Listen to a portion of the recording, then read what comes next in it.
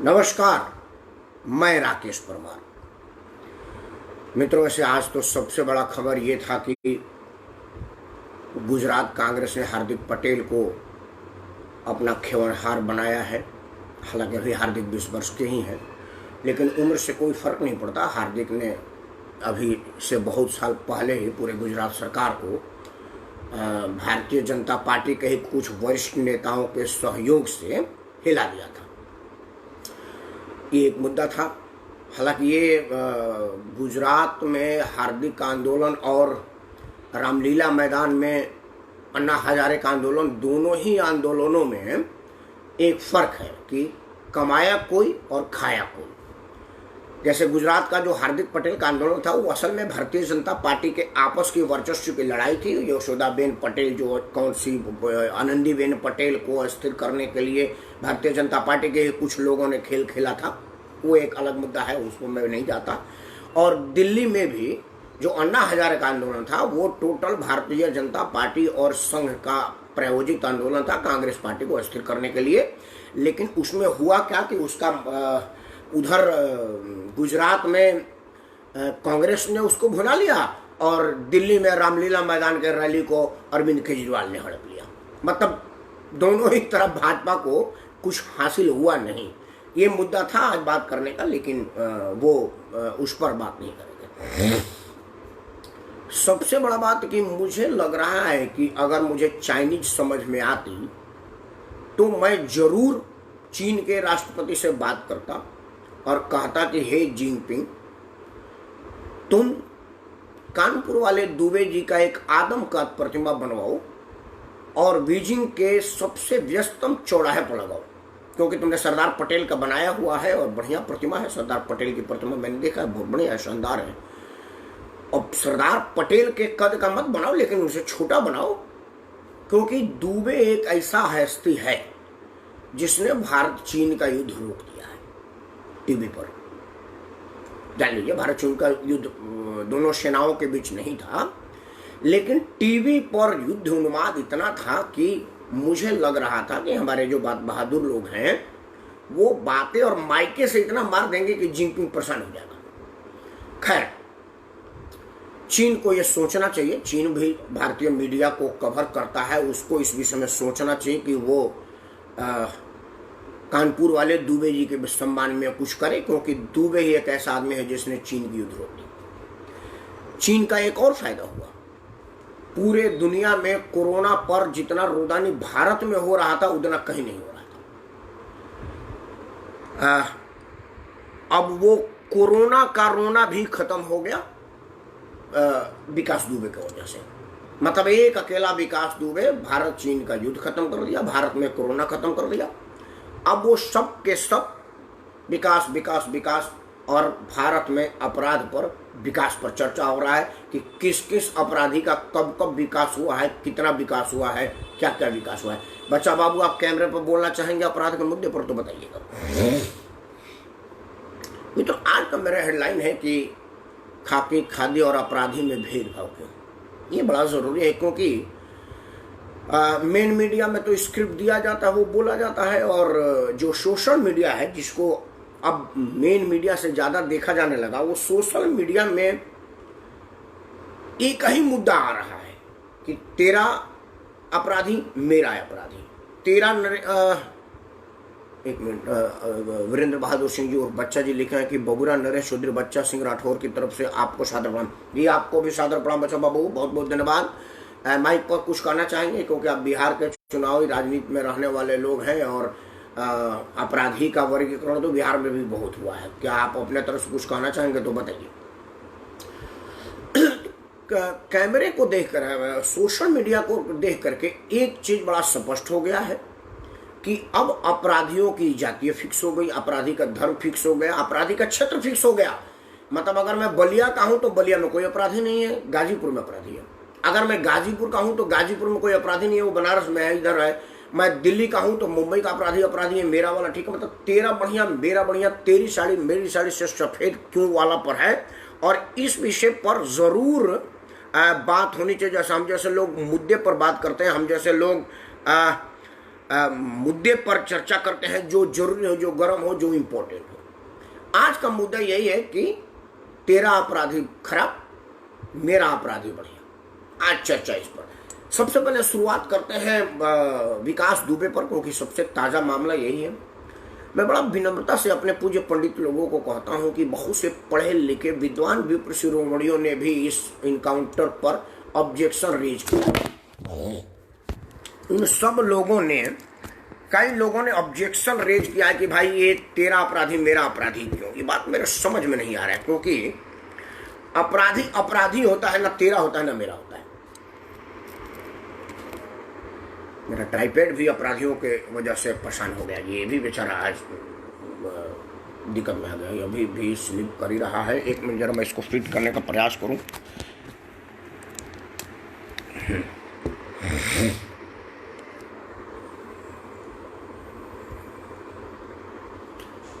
खैर अब नहीं गिरना चाहिए।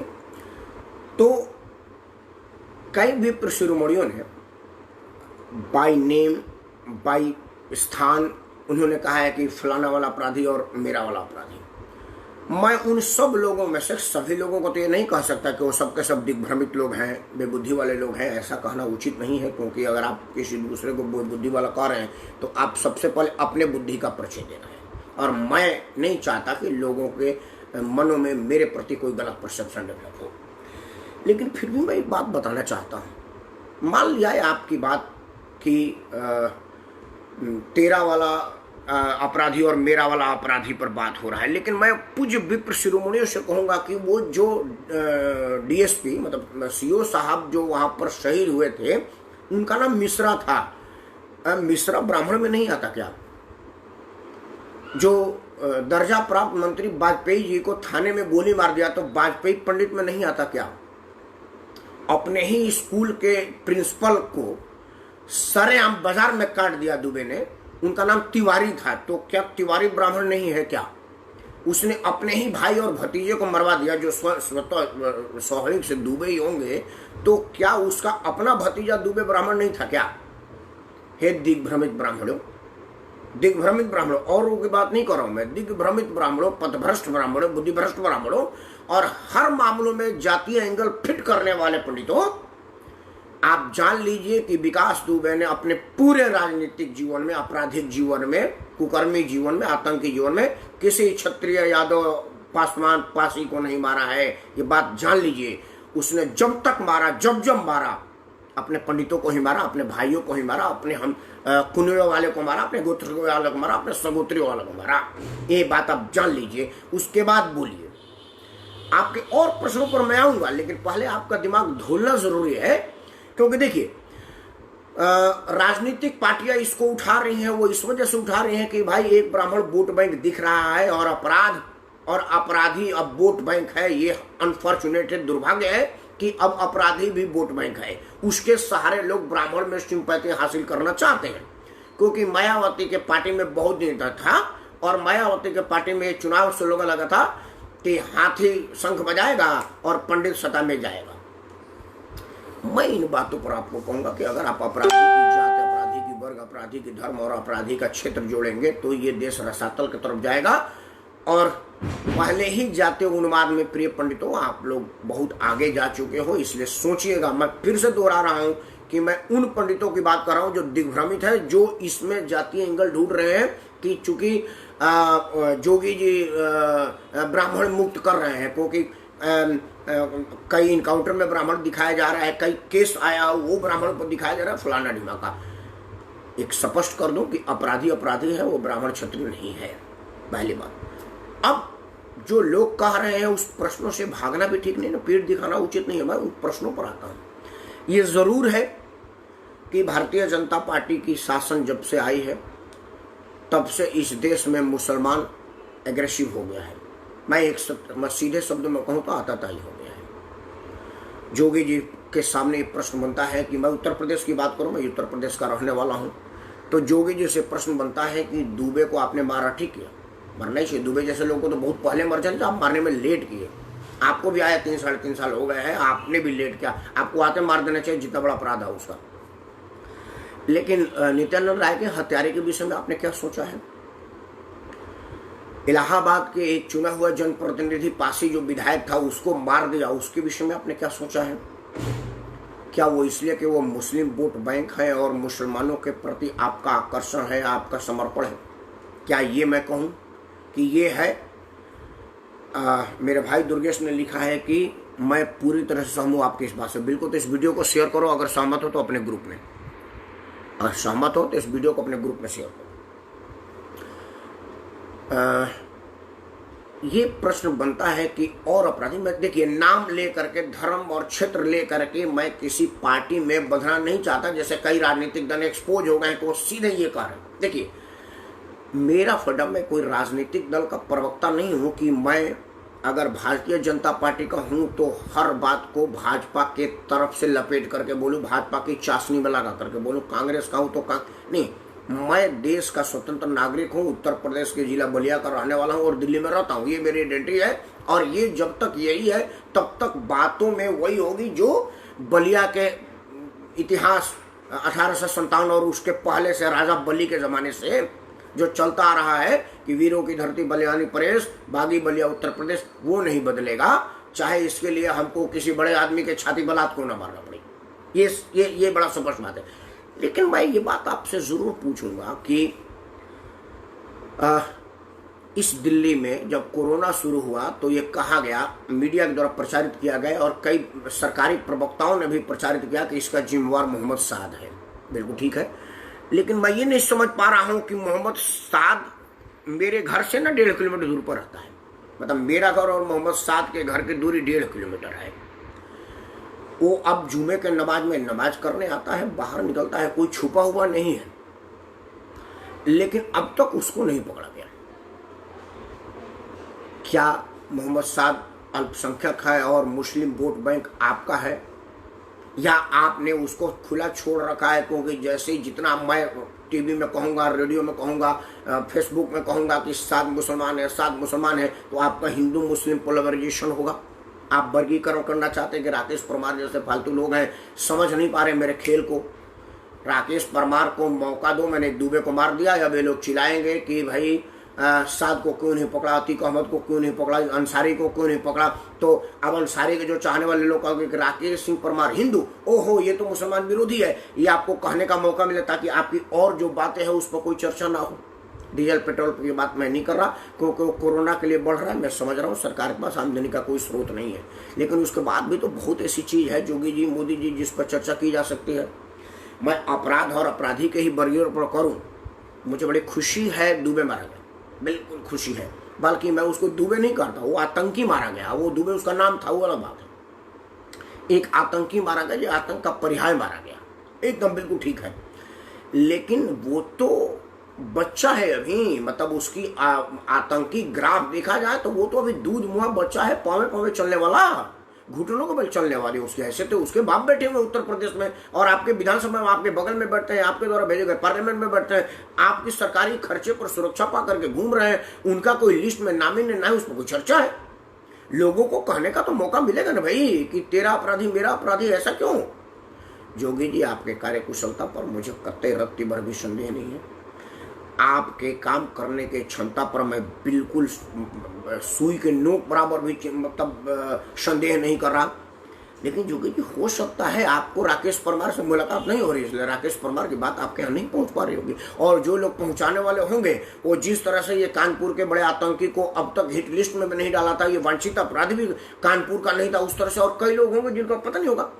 लेकिन जो मैंने 2-4 नाम रखे उनके साथ तो आप पार्लियामेंट में बैठ चुके हैं, विधानसभा में बैठ चुके हैं, इनके विषय में तो आपको जानकारी होनी चाहिए, क्योंकि आप कोई टपके हुए मुख्यमंत्री तो है नहीं। उसके पहले आपने कईयों बार लोकसभा का चुनाव जीता हुआ है, जनप्रतिनिधि है। पूर्वांचल में आप कुछ भी नहीं थे तब भी बहुत कुछ थे, बिना मंदिर के आशीर्वाद से तो पूर्वांचल में कुछ भी नहीं होता। और ये जो मैंने नाम लिया वो तो पूर्वांचल के ही लोग हैं। तो क्या दुबे आपको एक सॉफ्ट कार्नर लगा कि ये ठोक दो, ब्राह्मण का बेटा है, कोई दिक्कत नहीं है, कितना % वोट है ब्राह्मण का, लेकिन अगर कोई मुसलमान सता दिया जाता है हमारे द्वारा तो हिंदू मुसलमान ना हो जाए? क्या आप ये चाहते हैं, या आप जानबूझ करके नहीं मार रहे हैं उन मुसलमानों को कि हमारे जैसे लोग कहे कि वो मुसलमान इसलिए नहीं मारा जा रहा, हिंदू इसलिए मार दिया गया, ताकि आपका और किन्हीं बातों पर चर्चा ना हो और ये हिंदू मुस्लिम हो गए, जिसमें आपको सुविधा है, जिसमें आपको आसानी है। जोगी जी अगर ऐसा है तो बीइंग ए जोगी भक्त मुझे अफसोस है कि मैं आपका भक्त हूं।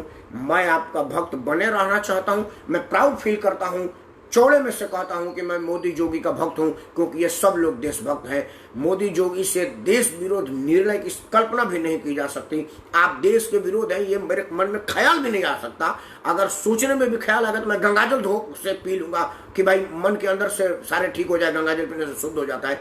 लेकिन जोगी जी, एक बार गंगाजल हाथ में लेकर के आपको भी तो विचार करना पड़ेगा। क्यों एक उत्तर प्रदेश बलिया निवासी राकेश परमार, जो अपने आप को मेरा भक्त कहता है और कहता है कि अगर योगी मोदी के विरुद्ध लेस मात्र भी मेरे मन में आशंकाएं आ गई तो मैं गंगाजल पी करके मन को शुद्ध करूंगा, उसके मन को शुद्ध करने के पहले आपके अपने मन को तो दुरुस्त करना पड़ेगा ना जोगी जी, मोदी जी। क्योंकि दिल्ली का साग कोरोना का कातिल, दिल्ली का साग कोरोना का विक्टिम, कोरोना फैलाने का अपराधी, आपके शब्दों में, मैं नहीं जानता हूं साध ने ऐसा किया, सीधे ही आपके भारतीय जनता पार्टी के प्रवक्ताओं ने किया। सरकारी अधिकारियों ने टीवी पर प्रेस विज्ञप्ति दिया। सरकारी अधिकारी किसी पार्टी के नहीं होते, और ना हो तो यूट्यूब पर निकाल कर देख लीजिएगा। सरकारी अधिकारी ने बोला कि ये था, इसमें ये पालन पढ़ा दिया, ये तबलीग जमात की वजह से हुआ, फलाना ढिमाका है, आपके पार्टी वाले ने कहा। तो इतना बड़ा मानव जीवन में खतरा डालने वाला आदमी अब तक गिरफ्तार नहीं हुआ, और भी मोदी जी के घर से 11 किलोमीटर दूर उसकी घर है। मोदी जी जहां रहते हैं उसे 11 किलोमीटर दूर उसका घर है मात्र। मोदी जी की हाई टाइट सिक्योरिटी है और 11 किलोमीटर रेडियस उनका एसपीजी वाला जरूर कवर करता होगा। ऐसा है तो क्या हो रहा है? आदरणीय प्रेमनाथ द्विवेदी जी को मैं हाथ जोड़ के सादर प्रणाम करता हूँ। आपने मुझे मार्गदर्शन दिया, पहले उनकी मार्गदर्शन पढ़ लो, वो जरूरी है मेरे लिए। आदरणीय द्विवेदी लेकर जब अपराधी की मां कार्यवाही से संतुष्ट है तो अन्य को पेट में दर्द क्यों हो रहा है? किसी को अपराधी के समर्थन में समना घोर इंद्रिय। आदरणीय द्विवेदी जी, अपराधी के मां की मैं दो साइकोलॉजी पर बात करूं, कुछ लोगों ने पढ़ा, मैं वो पढ़ लूं। ये आपने जो बात कहा ना उसके दो पहलू हैं। हाँ, लव यू अभिषेक, शुभ आशीर्वाद आपको। यूपी में एक अपराधी के सपोर्ट में कुछ ब्राह्मण वर्ग क्यों नाराज हो रहा है? मैं बता रहा हूँ, तुम्हारी बात एकदम बोल रहा हूँ। राकेश धुलिया जी लिख रहे हैं कि बिल्कुल सत्य सवाल उठाया है आपने, हम भी आपकी सोच वाले हैं राकेश जी। हाँ बिल्कुल धुलिया साहब, बहुत बहुत सादर प्रणाम आपको। सबसे पहले मैं आदरणीय प्रेमनाथ जी, उनका ऊपर प्रश्न है द्विवेदी जी, इसका दो जवाब है। विकास दुबे के माता जी का, आप साइकोलॉजी में जाइए। विकास दुबे के माता जी और पिताजी क्या इनकाउंटर के पहले पुलिस थाने में गए हैं कि आप मेरे बेटे से मुझे बचाइए, वो आतंकी हो चुका है? इसके पहले जब उसने मंत्री को गोली मारा, जब उसने मंत्री को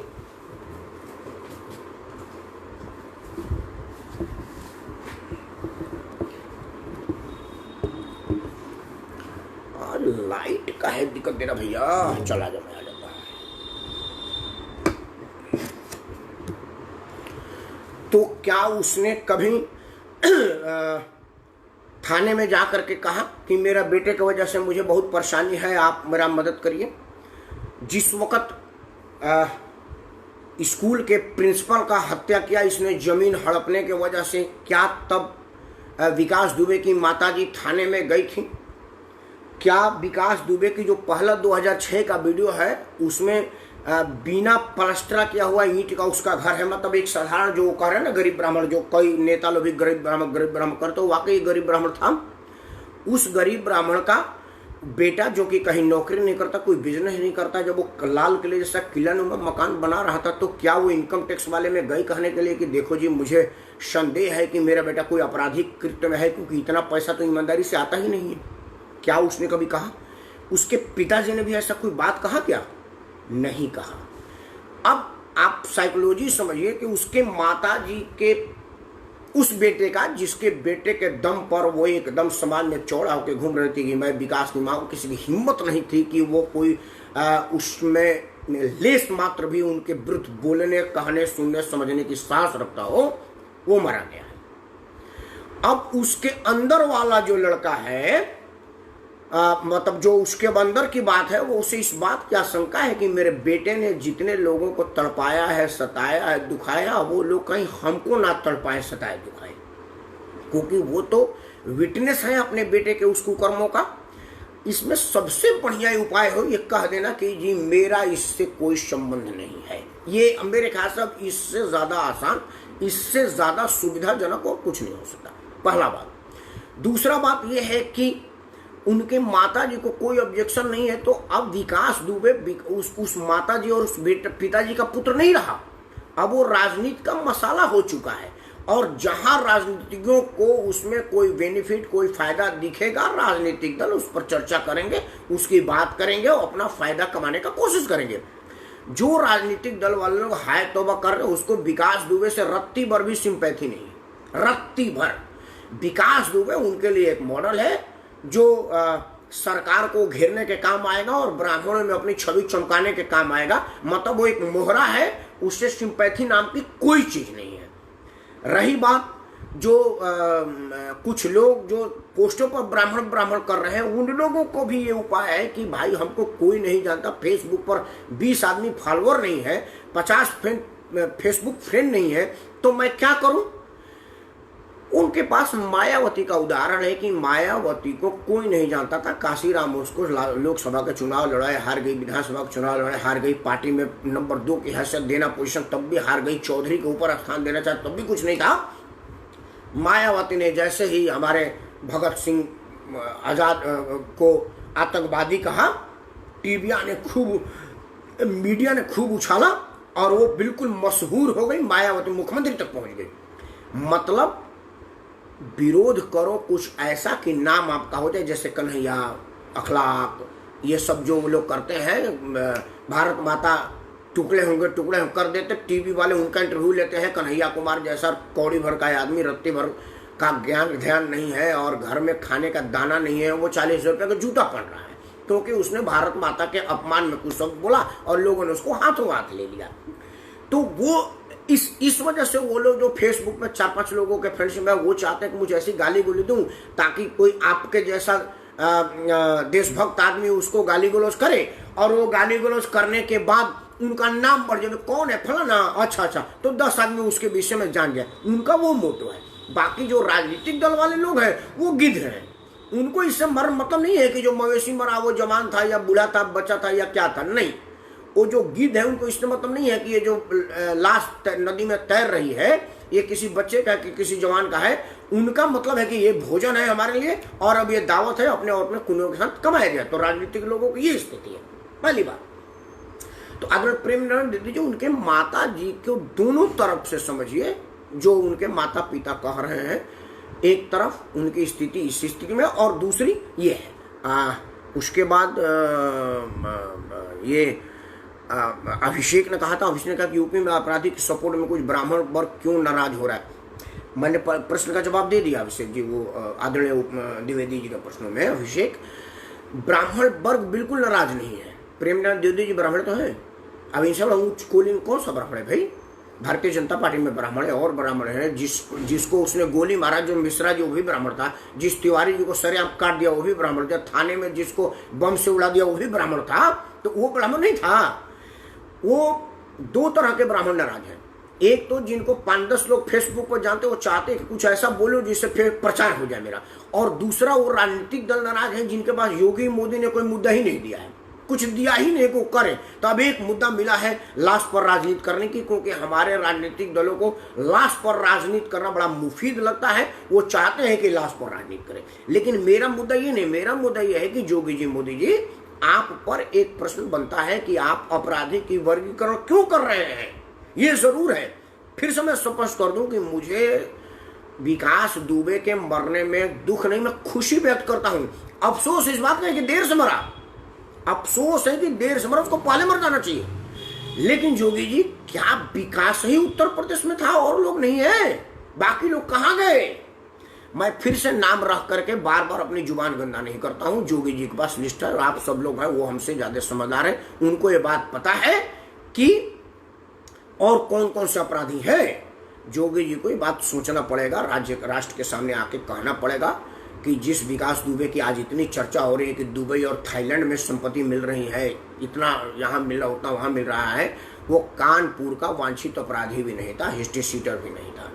अब योगी जी आपके प्रशासनिक क्षमता पर, प्रशासनिक व्यवस्था पर ये प्रश्न लग रहा है, ये संदेह व्यक्त किया जा रहा है। और क्यों ना मैं आप पर संदेह व्यक्त करूं, हमें कोई आधार है तो आप बता दीजिए। और मेरा ये मांग निराधार नहीं है कि जिसके मरने के बाद आप इतनी वाहवाही लूट रहे हैं, मीडिया उनकी इतनी कुकर्मों का चिट्ठा खोल दी है, वो कानपुर के जिला स्तर का भी अपराधी नहीं था सरकारी रिकॉर्ड में। वो आदमी जो कि आप ही के पार्टी का दर्जा प्राप्त मंत्री का थाने में गोली मार दिया, एक स्कूल प्रबंधक को सरेआम बीच जो रोड पर काट दिया, वो आदमी जिसने आपके उसी चौबेपुर थाना के एसओ को राइफल तान दिया, बोला फैसला मेरा काम है, तू कैसे कर सकता है, वो जिला स्तर का भी अपराधी नहीं है। योगी जी ये प्रश्न तो बनता है और इस प्रश्न का जवाब आदरणीय योगी जी आपको देना पड़ेगा। ये आपका एक भक्त बोल रहा है, मुझे कतई कोई संकोच नहीं है कहने में कि मैं करीब करीब मोदी योगी का भक्त हूं, क्योंकि इनसे नुकसान संभव नहीं है। आदरणीय प्रेम, हाँ जी आपको सादर प्रणाम, आप मेरे से सहमत है, ये मेरे लिए बहुत बहुत ध्यान है। द्विवेदी जी को मैं बोल रहा हूँ। अभिषेक बोला कि बिल्कुल चर्चा आने के लिए, बिल्कुल हाँ बिल्कुल, तुमने को सब चर्चा में आने के लिए गया। आदरणीय प्रेम जी पड़ोसा बिल्कुल सटीक, भाई बहुत बहुत धन्यवाद।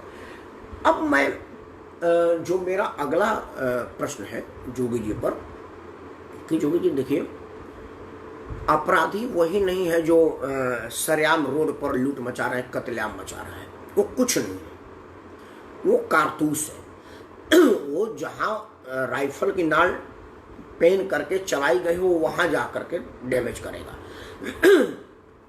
कारतूस AK-47 की हो या तमंचे की हो, आप ऐसे हाथ में लेकर मारेंगे ना तो कुछ नहीं कर सकता, कोई नुकसान नहीं करेगा, अनटिल अनलेस कि वो किसी हथियार में पड़े, किसी असालय में पड़े। कारतूस की मारक क्षमता तब बढ़ेगी जब वो बंदूक में पड़ेगा और ट्रिगर दब करके फायर होगा। योगी जी आप कागा और कारतूस के चक्कर में ना पड़े, आप उन बंदूक को पकड़े जिनमें पकड़ करके उसकी शक्ति बढ़ जाती है, आप वहां जाइए। और मुझे पूरा भरोसा है कि उसके लिए आपको किसी को पूछने की जरूरत नहीं है। आप जहां बैठते हैं ना, थोड़ा ऐसे और थोड़ा ऐसे, थोड़ा ऐसे देख लीजिएगा, 10-20 वही मिल जाएंगे जिनके आजू बाजू में ये सब लोग घूमते फिरते रहते हैं। विकास दुबे का नाम ले रहा हूं मैं, विकास मेरा मतलब नहीं है, मैं विकास दुबे का नाम इसलिए तो ताजा घटना लोगों को समझने में आसान होगा, रिलेट होने में आसान होगा। विकास दुबे पंचायत लगाने लगा, चुनाव प्रभावित करने लगा, वोट बैंक साबित हुआ। पहली बार जब वो छिनताई किया होगा, किसी को राइफल ताना होगा, किसी को बंदूक ताना होगा, उसी को उसका हाथ काट दिया जाता, तो एक हाथ से भीख मांगता रहता और लोगों को समझाता रहता कि कुछ छिनताई मत करना, ये जो मेरा पहली वाली हाथ है ना, वो मैंने एक पुलिस वाले को उठाया था इसलिए पुलिस ने काट दिया। वो एक सिनेमा का डायलॉग है ना वेलकम का, कि मेरा एक हाथ नकली था, मैं हॉकी का खिलाड़ी था, पता ना वो कौन सा करेक्टर है, उन्होंने गुस्से में मेरा हाथ काट दिया, फिर बोल दयालु आदमी है, मेरे को अस्पताल लेके गए, पैसा के दिया और मैं चल रहा हूँ। बिल्कुल तोते की तरह से कैसे वो रटने लगता है। उसी तरह से जैसे ही विकास या और विकास हो, अतीक हो, अंसारी हो, राजा भैया हो, ललन सिंह हो, ब्रजेश सिंह हो, मतलब जो सिंह हो, मैं अपराधी कह रहा हूँ, मैं नाम से मतलब नहीं, नाम में आप जात धर्म क्षेत्र निकाल लेंगे कि राकेश तो तुमने पूर्वांचल का कहा, मदर भैया पश्चिमांचल तो छूट ही गया, यहाँ का DP यादव तो छूट ही गया। नहीं, मैं अपराधी कह रहा हूँ, उसका उन्ना मुन्ना टुन्ना जो भी नाम हो, कोई भी अपराधी सीधे बम नहीं फोड़ता थाने में, पहले वो अपने मोहल्ले में मारपीट करता है। उस वक्त वहाँ के जो होमगार्ड घूमते रहता है ना, उसको 2 सटकाव लगाना चाहिए था। आपको ये बोलना चाहिए। चलिए मैं आपको पीछे की जिम्मेदारी नहीं देता कि ये जो जितने अपराधियों को मैंने नाम लिया या जो अभी आप एस्टेब्लिश अपराधी हैं, वो आपके ज़माने में नहीं, आप अभी 3 साल से आए हैं और आप आते कुछ सफाई अभियान चालू किए हैं, बधाई के पात्र हैं, अच्छा पहल है, होना चाहिए। जो लोग पूछ रहे हैं कि फलाना का, उसका दूसरा शब्द में कि एक ही दिन बम लगा करके सबको तो मारा नहीं जाएगा, है कि नंबर सबके बारी बारी से।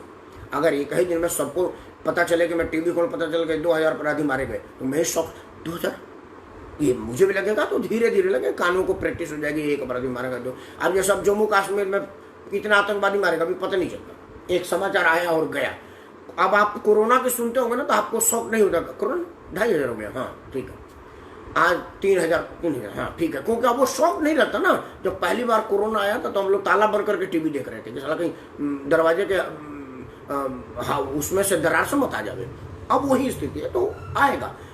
लेकिन क्या अभी भी कोई अपराधी की डेवलपमेंट को रोकने का कोई ठोस पहल आपने किया है योगी जी? ये प्रश्न तो बनता है।